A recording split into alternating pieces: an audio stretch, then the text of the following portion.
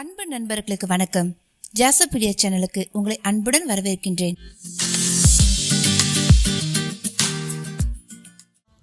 இன்னைக்கு நாம அனுமன் காவியத்தோட தொடர்ச்சி தான் கேட்க போறோம்.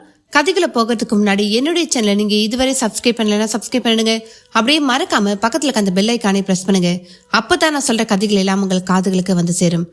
நிறைய பேர் என்னுடைய கதைகளை கேட்குறீங்க, ஆனால் யாருமே கமெண்ட்ஸ் போடுறதே கிடையாது. நீங்கள் போடுற அந்த ஒவ்வொரு சின்ன கமெண்ட்ஸ் தான் என்னுடைய சேனலை யூடியூப்காரங்க மேலும் ப்ரொமோட் பண்ணுறதுக்கு எனக்கு உதவியாக இருக்கும். அதனால் என்னுடைய சேனலை மறக்காமல் நீங்கள் ஏதாவது ஒரு கமெண்ட் போடுங்க. நல்லா இருக்கு, நல்லா இல்லை இந்த மாதிரி கதை வேணும், அது மாதிரி ஏதாவது ஒரு சின்ன கமெண்ட்டை தட்டி விடுங்க. மறக்காமல் செஞ்சுருங்க. நீங்கள் பண்ணுற அந்த ஒரு சின்ன கமெண்ட் தான் எனக்குமே ஒரு மோட்டிவேஷனாக இருக்கும். சரி, வாங்க நாம கதைக்குள்ள போகலாம். அத்தியாயம் 46. ராவணனின் ஒற்றர்களான சுகன், சாரணன் என்னும் இருவரையும் வானர வீரர்கள் பிடித்து வந்து ராம லட்சுமணர் முன் நிறுத்தினார்கள். அவர்களை பார்த்த விபீஷணனுக்கு உண்மை புரிந்துவிட்டது. அவர்களும் விபீஷணனை பார்த்ததும் தலையை குனிந்து கொண்டனர். பிரபு, இவர்கள் ஒற்றர்கள். என் சகோதரனால் என்னை கண்காணிக்க நியமிக்கப்பட்டவர்கள். நான் அரண்மனை விட்டு வெளியேறி என்ன செய்ய போகிறேன் என்பதை இவர்களை வைத்து தெரிந்து கொள்வதே என் சகோதரனின் நோக்கம் என்றான் விபீஷணன். அதை கேட்க சுக்ரீவனுக்கு கோபம் பீறிட்டு கொண்டு வந்தது. இவர்கள் இருவரையும் கண்டந்துண்டமாக வெட்டி கடலில் வீசுங்கள் என்று கர்ஜித்தான். ஆனால் ராமபிரானோ அவர்களில் கட்டப்பட்ட சுகனை விடுவிக்க சொல்லி, நீ போய் இங்கே பார்த்ததை அப்படியே ராவணனிடம் சொல். குறிப்பாக விபீஷணன் என்னை சரண் புகுந்து விட்டதை தெரிவி. அதற்கு முன் ஒரு காட்சியை நீ கண்டாக வேண்டும். நின்று அதை கவனித்துவிட்டு பிறகு செல் என்ற ராமன் விபீஷணனை அர்த்த புஷ்டியோடு பார்த்தான். பின் அனுமனை பார்த்து, அனுமந்தா, நீ இந்த சேதுக்கரையில் உள்ள கடல் நீரை ஒரு குடம் எடுத்து வா என்றான். அனுமனும் அவ்வாறே எடுத்து வர விபீஷணனை ஒரு மண்மேட்டின் மேல் அமர செய்து அந்த நீரை கொண்டு அபிஷேகித்தான். எல்லோரும் வியப்புடன் பார்த்தபடி இருக்க விபீஷணனிடமும் தன் செயலுக்கான காரணத்தை கூறத் தொடங்கினான். விபீஷணா, நீ என் பொருட்டும் தர்மத்தின் பொருட்டும் உன் நாடு உறவு உற்றார் என்று சகலரையும் துறந்துவிட்டு வந்திருக்கிறாய். என்னை சரண் புகுந்த உன்னை நான் என் சகோதரனாக இருக்கிறேன். தசரத சக்கரவர்த்தியான என் தந்தையின் வயிற்றில் நாங்கள் 4 பிறந்தோம். அதன் பின் நதிக்கரையில் குகன் என்பவன் இன்னொரு சகோதரன் ஆனான். கிஷ்கிந்தையில் சுக்ரீவன் மற்றொரு சகோதரன் ஆனான். 7வதாக இன்று உன்னையும் நான் என் சகோதர பட்டியலில் சேர்க்கிறேன். சுக்ரீவன் என்னை சரணடைந்த பொழுது அவனுக்கு நான் உதவி செய்வதாக வாக்களித்து அவனது சகோதரன் வாலியை அழித்து சுக்ரீவனை மீண்டும் கிஷ்கிந்தைக்கு அரசனாக்கினேன். அதேபோல் உன்னையும் உன் நாடான இலங்கைக்கு அரசனாக்குவேன். தர்மத்தின் பக்கம் நிற்க துணிந்த உன்னால் இலங்கை தலை நிமிர வேண்டும். தலை நிமிரும். இதை கடல் நீரால் அபிஷேகித்து உறுதிபட கூறுகிறேன் என்றவன் சுகன் பக்கம் திரும்பி, போய் நீ இங்கே இப்பொழுது பார்த்ததை தெரிவி என்றான். சுகனும் தப்பித்தோம் பிழைத்தோம் என்று புறப்பட்டான். அதே சமயம் விபீஷணன் விழிகளில் ஆனந்த கண்ணீர். பிரபு, தாங்கள் என்னை ஏற்றுக்கொண்டதோடு என்னை உங்கள் சகோதரனாக குறிப்பிட்டதை எண்ணி புலகாகிதம் அடைகிறேன். என் மகிழ்வை சொல்ல வார்த்தைகளே இல்லை என்ற ராமபிரானின் கைகளை பிடித்துக் கொண்டான். பிரபு, ஒருவனை அனுப்பிவிட்டீர்கள், இன்னொருவனை என்ன செய்வது என்று கேட்டான் சுக்ரீவன். இவன் உடன் இருக்கட்டும், சரியான தருணத்தில் இவனுக்கும் வேலை வரும் என்று சொல்ல சாரணனை தங்களோடு வைத்துக் கொண்டனர். பிரபு, இனி தாமதிக்க தேவையில்லை. சேது பாலமும் முடிவடைந்து விட்டது என்று நீலனை நேரில் வந்து கூறவும் ராமன் நீலனை அருகில் அழைத்து, உன் உதவிக்கு நன்றி. இந்த பாலம் உன் உதவியை என்றும் சொல்லியபடியே இருக்கும் என்று நீலனுக்கும் நன்றி கூறினான். அதைத் தொடர்ந்து வானரப்படையினர் அந்த பாலத்தின் மேல் குதித்தாலம் போட்டபடி இலங்கை நோக்கி புறப்பட்டனர். அனுமன் முன்னால் நின்று ஜெய் ஸ்ரீராம் என்று ஒலித்திர கூட்டம் பதிலுக்கு ஜெய் ஜெய் ஸ்ரீராம் என்று எதிரொலித்தன. அந்த கோஷம் விண்ணை முட்டிற்று. தேவலோகியை திரும்பி பார்க்க வைத்தது. இலங்கை புதிய கடற்பாலம் உழைத்து அதன் மேல் 1000 வானரப்படை வீரர்கள் வருகின்ற செய்தியையும் ராமபிரான் விபீஷணனுக்கு அபிஷேகமே செய்து அடுத்து இலங்கை அரசன் அவனை என்று சங்கல்பம் செய்து கூறியதையும் சுகன் கூறிட ராவணனிடம் ஒரு வகை ஸ்தம்பிப்பு.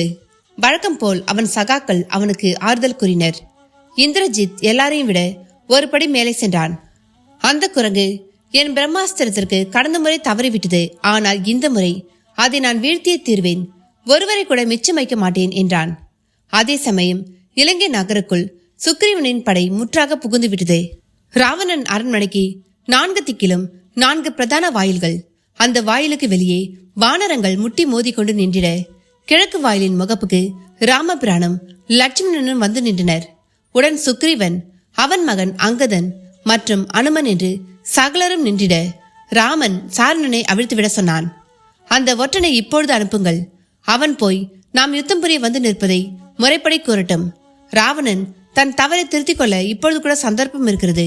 அவன் அரண்மனை உச்சியில் வெள்ளை கொடியை பறக்கவிட்டு சமாதானத்துக்கு வழிவகுத்தால் அது நல்லது.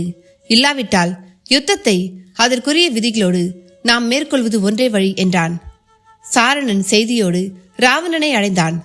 ஆனால் ராவணன் சமாதானம் என்கிற வார்த்தையை விரும்பாமல் அரண்மனை உப்பரிக்கை பக்கம் வந்து நின்று நகரை சூழ்ந்திருக்கும் வானர படையை பார்த்தான். அவன் பார்ப்பதை கவனித்த அனுமன் தன்னிடமிருந்த அங்கதனுக்கு அவனை காட்டி, அங்கதா, அதோ ராவணன். பிரபுவின் பேச்சை அவன் கேட்கவில்லை. ஆனால் உன் பேச்சை அவன் கேட்க வாய்ப்பிருக்கிறது. ஏனென்றால் உன் தந்தையான வாலி ராவணனுக்கு நண்பன். எனவே நீ தூதுவனாக சென்று பேசிவிட்டு வா என்றவன். தான் சொன்னது சரிதானே என்பது போல் ராமனை பார்த்திட ராமன் முகத்தில் அனுமனை பாராட்டும் பாவனை. அடுத்த சில நிமிடங்களில் அங்கதன் ராவணன் எதிரில். ராவணனும் ஆக்ரோஷமாய், எவ்வளோ தைரியம் குரங்கே உனக்கு என்று தான் கேட்பான். தூது வந்திருக்கிறேன் ராவணா, நான் வழக்கத்தோடு பேசு. நான் உன் நண்பனாக விளங்கிய வாலியின் புத்திரன். என் தந்தையிடம் நீ பட்டப்பாட்டை நான் நன்றாக அறிவேன். நான் சிறு பிள்ளையாக இருந்தபொழுது உன்னை வாலில் கட்டி எனக்கு விளையாட்டு காட்டியவர் என் தந்தை. அப்படிப்பட்ட என் தந்தையை வீழ்த்தியவர் அண்ணல் ராமர். அவர் மனைவியை நீ தூக்கி வந்ததோடு இல்லாமல் இந்த நொடி வரை நீ திருந்துவது பற்றி யோசிக்காமல் இருக்கிறாய். இது உனக்கு நல்லதல்ல. ஏற்கனவே அனுமந்தனால் இந்த இலங்கை பட்ட பாடு உனக்கு நினைவில் இருக்கும். நன்றாக கேட்டுக்கொள். திரண்டு வந்திருக்கும் படையில் ஒவ்வொருவருமே அனுமனை போன்றவர்கள். எனவே மாதா சீதையை ஒழுங்காக ஒப்படைத்து கிழக்கு வாசலில் அந்த கிழக்கு திசை சூரியனைப் போலவே ஒளிவிட்டபடி இருக்கும் ராமபிரானிடம் வந்து மன்னிப்பு கேள் என்று அங்கதன் சொல்ல வேண்டியதை சொல்லத்தான் செய்தான். ஆனால் ராவணன் காதில் அதெல்லாம் ஏறவில்லை. அங்கதா, என் அருமை நண்பனின் புதல்வனே, இது என்ன விந்தை? உன் தந்தையை கொன்ற அந்த ராமனுக்கு நீயே ஆளவட்டம் வீசுகிறாயே.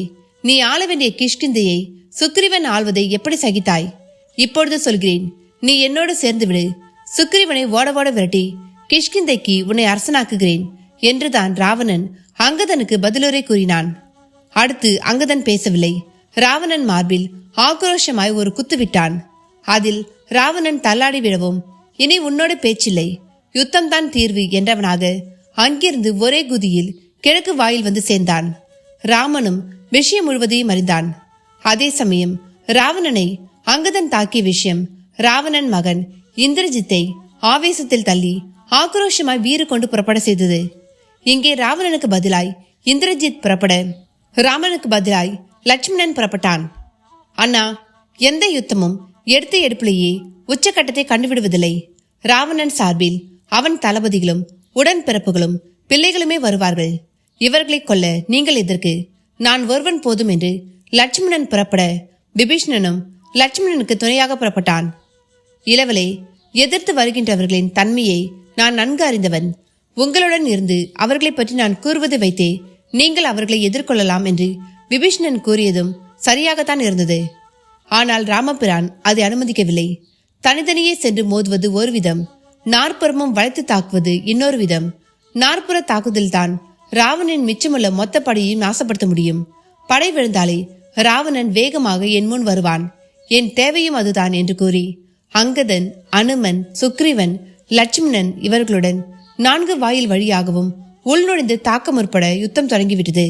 இந்த யுத்தத்தில் சுக்ரீவன் படையை ஜெயித்து ராவணன் அழியவும் நெருங்கிய நிலையில் அனுமனின் பெரும் சாகத்துக்கு காரணமான ஒரு நிகழ்வும் நடந்ததுதான் அனுமனின் வரலாற்றில் உணர வேண்டிய ஒரு விஷயமாகும். போரின் ஒரு கட்டத்தில் ராவணனை களத்துக்கு வந்து மோதுகிறான். அனுமனோடு நேருக்கு நேர் மோதும் ஒரு தருணத்தில் அனுமனின் ஒரு குத்தினை ராவணனால் தாழ முடியவில்லை. மயங்கி விழுந்து மூர்ச்சி தெளிந்து எழும் வரை அனுமன் ராவணனை கொல்லாமல் அருகிலேயே இருந்தான்.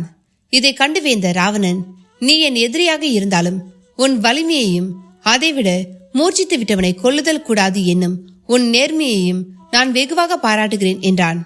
அப்படியே உன் வலிமையை நீ காட்டிவிட்டாய், என் வலிமையை நான் காட்டுகிறேன் பார் என்று அவன் தன் வலிமையை திரட்டி அனுமனை தாக்க முனையும் பொழுது போர்க்களத்தில் லட்சுமணனும் உடன் விபீஷணனும் தென்படுகின்றனர்.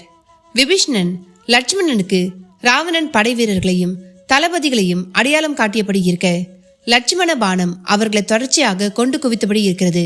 அதை பார்த்துவிட்ட ராவணன் அனுமன் மேல் காட்ட வேண்டிய கோபத்தையும் தினையையும் விபீஷணன் மேல் காட்ட விரும்பி திசை மாறுகிறான்.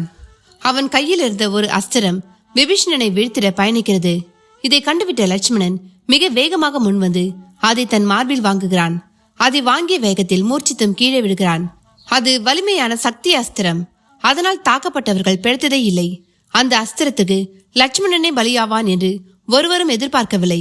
அதை பார்த்த விபீஷணன் லட்சுமணனை எண்ணி கதறிட அனுமன் அங்கே ஓடி வருகிறான். யுத்த காலத்திலும் ஒரு தேக்கம். மயங்கி கிடக்கும் லட்சுமணனின் உடலில் மெல்ல நாடியும் அடங்கத் தொடங்குகிறது. அந்த நொடி ராவணனை நோக்கும் அனுமன், இளவலுக்கு நேர்ந்த இந்த கொடுமைக்கு நீ பதில் சொல்லியே தீர வேண்டும்.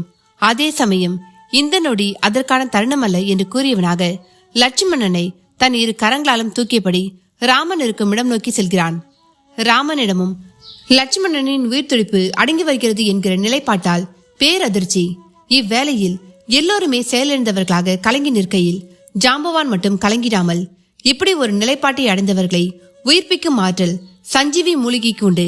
அதை மட்டும் எப்படியாவது கொண்டு வந்து விட்டால் லட்சுமணனை மட்டுமல்ல, நம் படையில் நாம் இழந்துவிட்ட ஆயிரக்கணக்கான வானர வீரர்களின் உயிர்களையும் மீட்டுவிடலாம் என்கிறார்.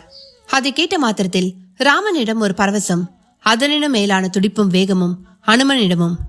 என்ன நண்பர்களே, கதையை கேட்டீங்களா? இந்த கதையோட தொடர்ச்சி உங்களுக்கு அடுத்த பாகமா வரும். அதுவரை இந்த கதையை கேட்டுட்டு உங்களோட கருத்துக்களை பதிவிடுங்க, லைக் பண்ணுங்க, உங்க நண்பர்களுக்கும் ஷேர் பண்ணுங்க. நன்றி, வணக்கம்.